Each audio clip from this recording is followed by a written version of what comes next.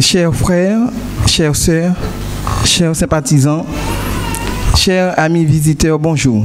Bonjour. Je voudrais premièrement remercier notre Père Céleste, de m'avoir donné l'occasion de me tenir devant vous ce matin pour parler en son nom. Et aussi, je voudrais remercier le corps pastoral. Prions. Éternel, tu me connais, je suis faible. Comble-moi de ta présence. Parle en moi et que ton peuple soit édifié. Au nom de Jésus. Amen. Alors, ce matin, le titre de notre prédication est le suivant.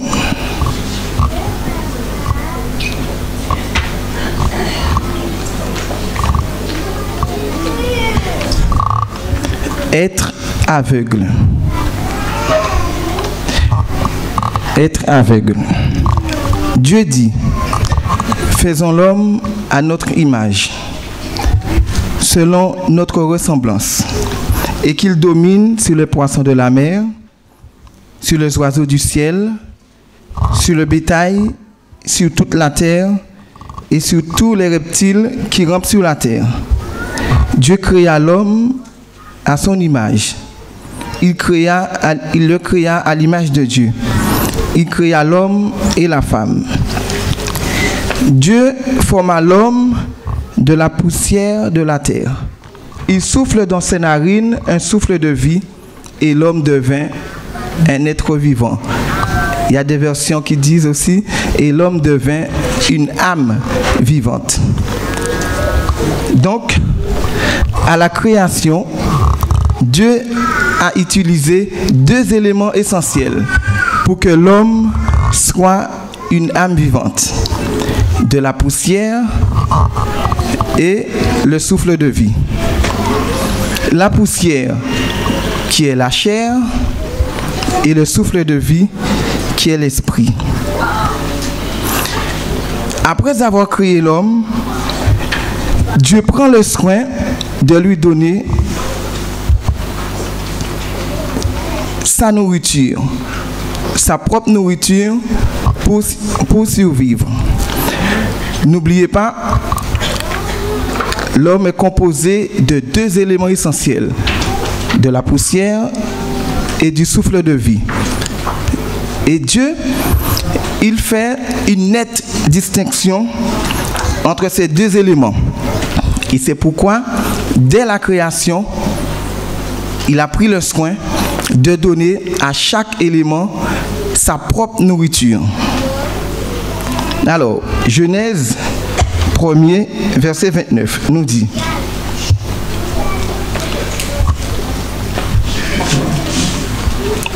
Et Dieu dit, voici, je vous donne toute herbe portant de la semence et qui est à la surface de toute la terre, et tout arbre ayant en lui du fruit d'arbre et portant de la semence, ce sera votre nourriture.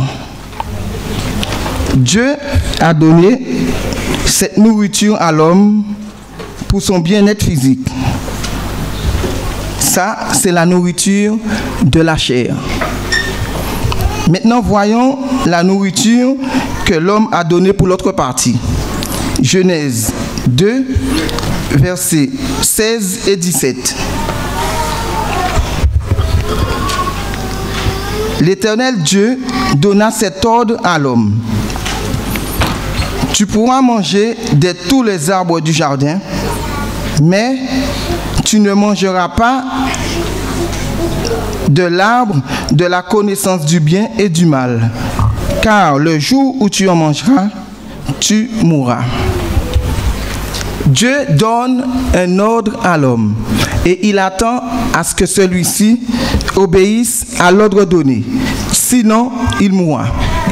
L'obéissance à la parole de Dieu est donc la nourriture qui nourrit l'esprit. L'apôtre Paul déclare dans Romains 6, verset 16.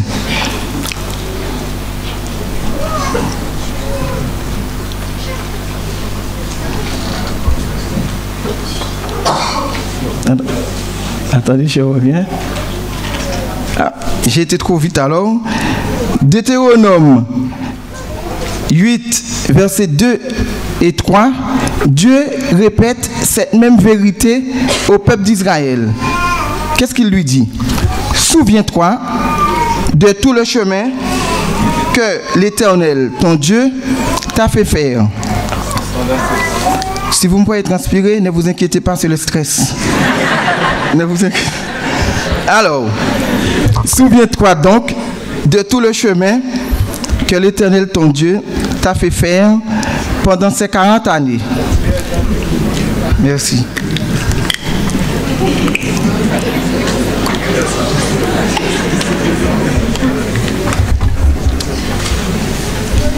Je vous dis, être là, c'est pas chose facile. Alors, souviens-toi de tout le chemin que l'Éternel, ton Dieu, t'a fait faire pendant ces 40 années dans le désert, afin de t'humilier et de t'éprouver, pour savoir quelles étaient les dispositions de ton cœur et si tu garderais ou non ses commandements. Il t'a humilié, il t'a fait souffrir de la faim et t'a nourri de la manne que tu ne connaissais pas et que n'avaient pas connu tes pères, afin de t'apprendre que l'homme ne vit pas de pain seulement, mais que l'homme vit de tout ce qui sort de la bouche de l'Éternel. Amen. Amen. Et Jésus lui-même, lors de son passage sur la terre, il a réitéré cette même vérité, non au peuple d'Israël, mais à l'ennemi de nos âmes lui-même. Qu'est-ce qu'il lui dit? Dans Matthieu 4, verset 4, il lui dit, Jésus répondit, il est écrit, l'homme ne vivra pas de pain seulement, mais de toute parole qui sort de la bouche de Dieu. Alors, autrement dit, l'homme ne doit pas nourrir seulement la chair, mais aussi l'esprit. Amen. Amen. Au temps du roi Joram, roi d'Israël, Israël était en guerre avec la Syrie. Et dans ce temps-là, vivait le prophète Élisée. Le roi de la Syrie convoqua ses serviteurs et il établit un plan d'attaque. Il dit à ses serviteurs, ma troupe sera dans tel lieu. Et l'Éternel a dévoilé ce plan à Élisée.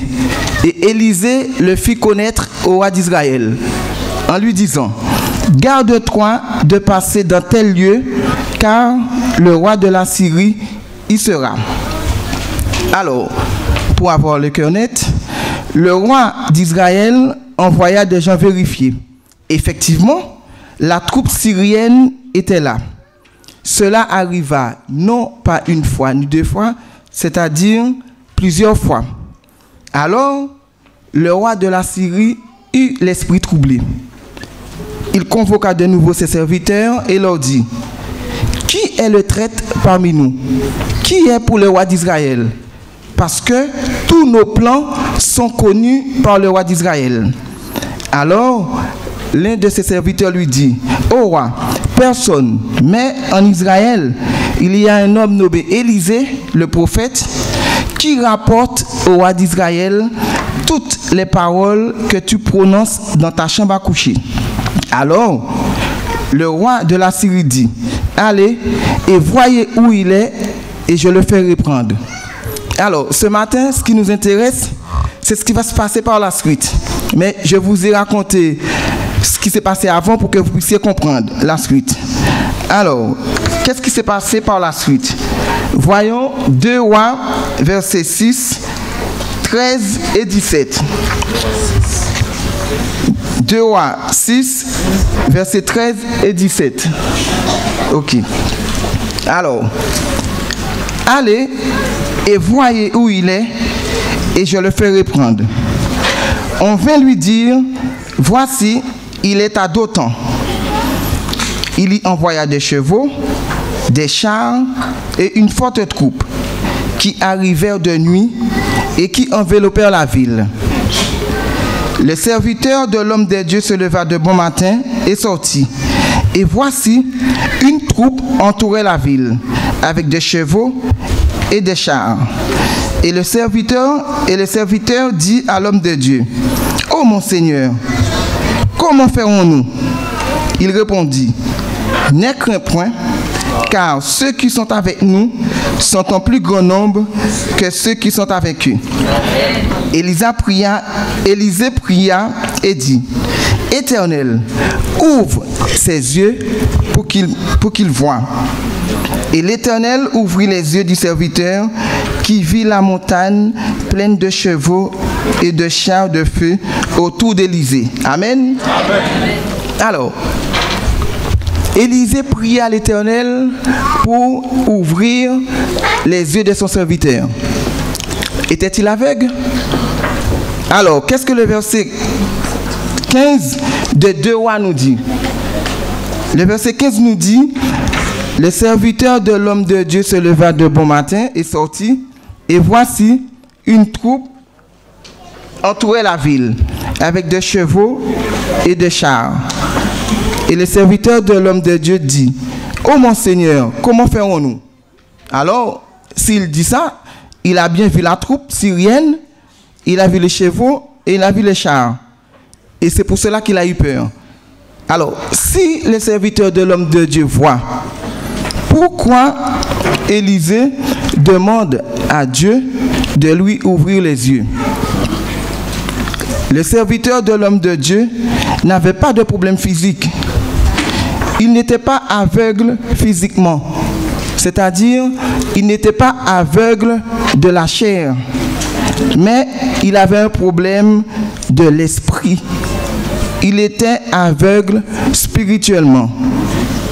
Il était aveugle de l'esprit. Et quand on est aveugle de l'esprit, ou spirituellement, c'est impossible de discerner ce qui vient de l'esprit. On ne peut pas discerner ce qui vient de l'esprit si on est aveugle spirituellement.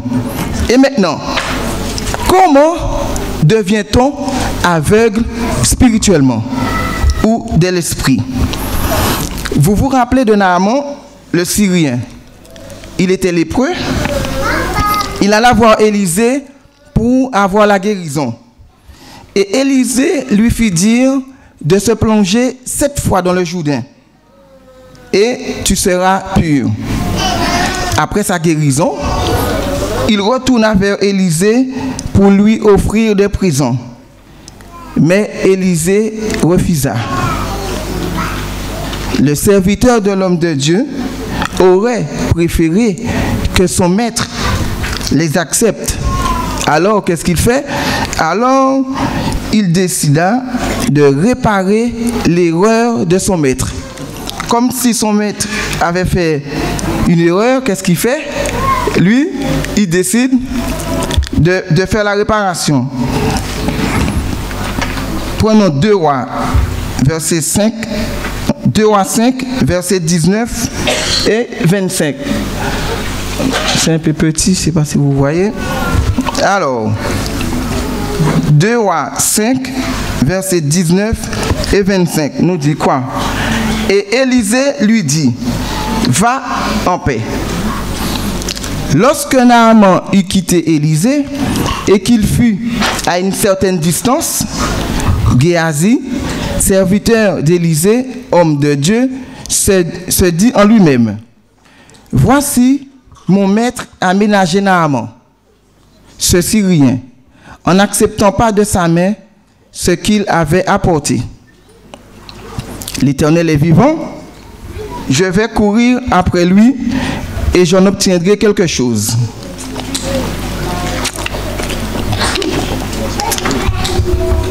Et Géasi courut après Naaman. Naaman, le voyant courir après lui, descendit de son char pour aller à sa rencontre et dit, tout va-t-il bien? Il répondit, tout va bien. Mon maître m'envoie te dire, voici, il vient d'arriver chez moi 2 jeunes gens de la montagne d'Éphraïm, d'entre les fils des prophètes. Donne pour eux, je te prie, 1 talent d'argent et 2 vêtements de rechange. Naaman dit, consent à prendre 2 talents. Il le prit ça et il serra 2 talents d'argent dans 2 sacs, donna 2 habits de rechange et les fit porter devant Géasi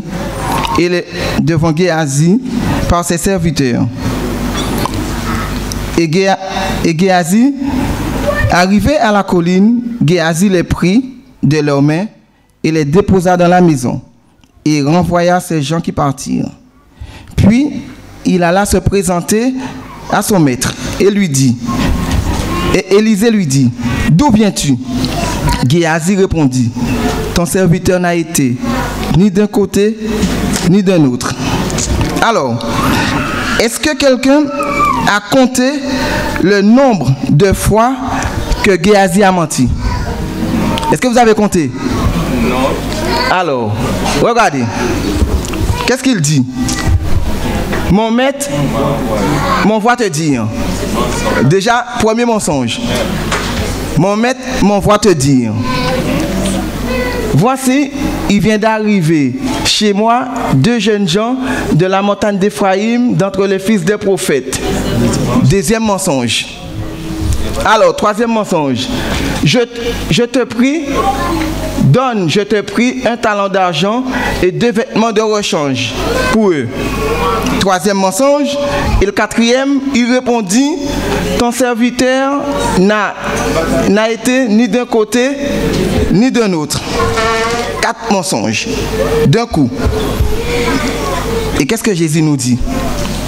Jésus nous dit dans Romains 8, verset 44, dans Jean 8, verset 44, merci. Vous avez pour père le diable et vous voulez accomplir les désirs de votre père. Il a été meurtrier dès le commencement. Il ne se tient pas dans la vérité parce qu'il n'y a pas de vérité en lui. Lorsqu'il profère le mensonge, il parle de son propre fond, car il est le menteur et le père du mensonge. Alors, qui était le père de Géasi? Satan lui-même. Alors, Géasi, il avait l'art du mensonge. L'amour de l'argent et les biens de ce monde le rendaient aveugle spirituellement. Il y a des gens qui disent, moi, je ne peux pas supporter les menteurs, les voleurs, les adultères, les hypocrites, etc. Mais quand tu regardes ces gens-là, ces personnes-là, tu ne vois en eux aucun signe d'amour, aucun signe de compassion. Le visage de Mounsayo toujours marré, aucun sourire. Et pourtant, pour Mounsayo, tout va bien. Mais le menteur, le voleur, l'adultère, il ne le supporte pas. Mais lui, il n'y a aucun signe d'amour en lui. Jamais un sourire aux autres. Et je ne peux pas les supporter. Il y a des gens qui vous donnent un beau sourire en face, mais dès que vous avez le dos tourné, c'est savonné ou savonné. Et Mounsayo dit même bagaille, voler, menteur, je ne peux pas supporter. Et mais pour eux, tout va bien. Il y a des gens aussi qui ont un langage mauvais, très mauvais. Et pour ces gens-là aussi, tout va bien. Mais il ne peut pas supporter le menteur, le voleur, l'hypocrite. Il ne peut pas les supporter. Mais pour lui, tout va bien. Il y a des gens aussi, pour être appréciés par tout le monde, pour être appréciés par tous, ne prennent jamais de position. Laisse tout passer, laisse tout faire. Ne réprimande jamais. Mais pour ces gens-là aussi, tout va bien. Il y a des gens, si tu leur donnes un poste à l'église, autre qu'un poste dirigeant, problème. Il faut qu'il soit parmi les dirigeants, il faut qu'il soit au comité. Problème. Et pour ces gens-là aussi, tout tout va bien. Il y a des gens qui arrivent à l'église le matin, le sabbat, 9h30, 10h, 10h30, même 11h. Pour ces gens-là aussi, tout va bien. Pas de souci. Il y a des gens aussi, l'ouverture du sabbat, la fermeture du sabbat, ils ne connaissent pas. Ils ne connaissent pas ça. Ils font leurs affaires, le sabbat est arrivé, ils continuent. Et pour eux aussi, tout va bien. Une fois, j'ai été dans une église, il y avait un frère qui prêchait. Et tout le long du message, il y avait une dame qui était assise pas très loin de moi. Tout le long du message, elle disait une chose. Et mais vérité, tout le long du message, elle disait, mettez bayo, mettez bayo, mettez bayo. Elle s'est exclue de la prédication parce que c'est mettez bayo, mettez bayo, mettez bayo. Et elle s'est exclue de la prédication. Pour elle, la prédication ne la concernait pas, mais c'était pour les autres. Parce que, mes frères et sœurs, nous sommes tous à l'image de cette dame. Nous voyons toujours les défauts des autres, mais jamais les nôtres. Et c'est pour cela qu'il y aura toujours un problème, parce que Dieu, comment il fait lui? Si je ne reconnais pas mon état, si je n'avoue pas ce qui est en moi, qui est de mauvais en moi, Dieu, il est tout puissant, mais il ne pourra rien faire pour moi. Ça, c'est clair et net. Et qu'est-ce que David nous dit? David nous dit, dans les psaumes, qu'est-ce qu'il nous dit? Il nous dit, tant que je me suis tu, mes os se consumaient. Cela veut dire que tant que je garde tout, je me détruis moi-même. Qu'est-ce que ce roi nous dit? Dans Patriarches et Prophètes, page 296. Qu'est-ce qu'elle nous dit? De tous les péchés que le Seigneur punira un jour, il n'en est pas de plus grave à ses yeux que celui qui consiste à encourager le mal chez son prochain. Dieu aime avoir ses serviteurs lui prouver leur loyauté en censurant le mal courageusement et quoi qu'il leur en coûte. Ceux qui ont une mission divine à remplir ne doivent se permettre aucune servilité lâche et complaisante, sans jamais rechercher les honneurs, ni reculer devant les devoirs désagréables, qu'ils accomplissent l'œuvre du Seigneur avec une inflexible fidélité. Et l'apôtre Paul, lui, il continue dans Galates 5, versets 16 et 21. Qu'est-ce qu'il nous dit? Je dis donc, marchez selon l'esprit, et vous n'accomplirez pas le désir de la chair. Car la chair a des désirs contraires à ceux de l'esprit. Et l'esprit en a de contraires à ceux de la chair. Ils sont opposés entre eux, afin que vous ne fassiez point ce que vous voudriez. Si vous êtes conduits par l'esprit, vous n'êtes point sous la loi. Or, les œuvres de la chair sont manifestes. Ce sont l'impudicité, l'impureté, la dissolution, l'idolâtrie, la magie, les inimitiés, les querelles, les jalousies, les animosités, les disputes, les divisions, les sectes, l'envie, l'ivrognerie, les excès de table et les choses semblables. Et il continue encore dans 2 Timothée 3, versets 1 à 5. Qu'est-ce qu'il dit? Car les hommes seront égoïstes, amis de l'argent, fanfarons, hautains, blasphémateurs, rebelles à leurs parents, ingrats, irréligieux, insensibles, déloyaux, calomniateurs, intempérants, cruels, ennemis des gens de bien, traîtres, emportés, enflés d'orgueil, aimant le plaisir plus que Dieu, et ayant l'apparence de la piété, mais régnant ceux qui ont fait la force. On aurait dit, Géasi, lui, il recevait les enseignements de la bouche de Élisée, le prophète lui-même. Quel privilège qu'il avait. Mais cela ne l'a pas empêché d'être aveugle spirituellement. Et nous aussi, aujourd'hui, nous avons ce même privilège que Géasi. Parce que nous avons tous notre Bible, dans laquelle nous avons des enseignements venant du Seigneur lui-même. Et pourtant, nous sommes des Géasi. Tout ce que Paul vient de nous dire, on aurait pu penser qu'il parle aux non-croyants, aux gens qui ne connaissent pas Dieu.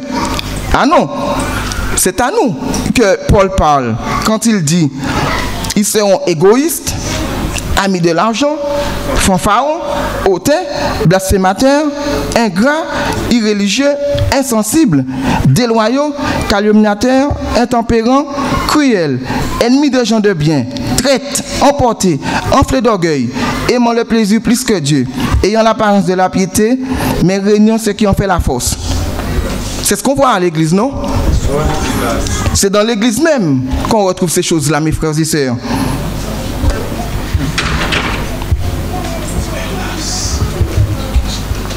Que nous dit Sir White? Nous allons voir ce que Sir White nous dit. Elle nous dit quoi? Prophète Ewa, page 373, paragraphe Naaman. Les hommes peuvent essayer de cacher leurs mauvaises actions aux yeux des hommes, mais ils ne sauraient tromper Dieu.